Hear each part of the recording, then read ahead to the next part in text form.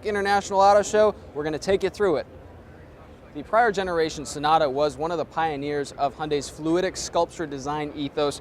Hyundai says this is fluidic sculpture 2.0, and you can see a lot of similarities here. The belt line here, this silver line here, runs all the way up to the headlights. That was something the previous generation Sonata kind of pioneered. The face is a lot more upright. The grille definitely leans forward a little bit more. It's not quite as in your face as the grille on the redesigned Genesis sedan, which is another fluidic sculpture 2.0 car. You get around back, trim levels include the SE, the Limited, and finally the Hyundai Sonata Sport with regular 4-cylinder and turbocharged 4-cylinder engines. Now you get to the Sport 2.0T, that's with the turbo 4-cylinder.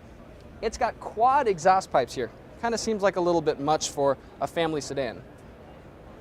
Dramatic changes to the inside include a much more upright shelf-like dashboard. It does away with kind of the flowing waterfall dash from the previous Sonata. Quality remains about the same, you know, soft stuff where your arms and your elbows fall. Heated and ventilated front seats, heated steering wheel available, dual panoramic moonroof here, side window shades for the rear seats. Some new features here in terms of electronics.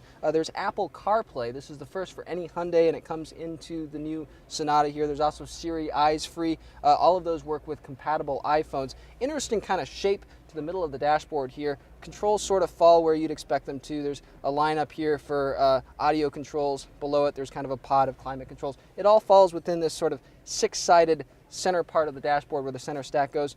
Hexagonal here. You might say it has a lot of hex appeal. Backseat room in the last Sonata was great. Headroom was a little bit tight though. A little bit of a similar situation here, but not too bad actually. I'm 6 feet tall. That's where I would sit to drive. Tons and tons of legroom here. Same situation as it was before. Trunk volume, 16.3 cubic feet. Pretty good for the segment. Overall, not a bad situation here past the front seats.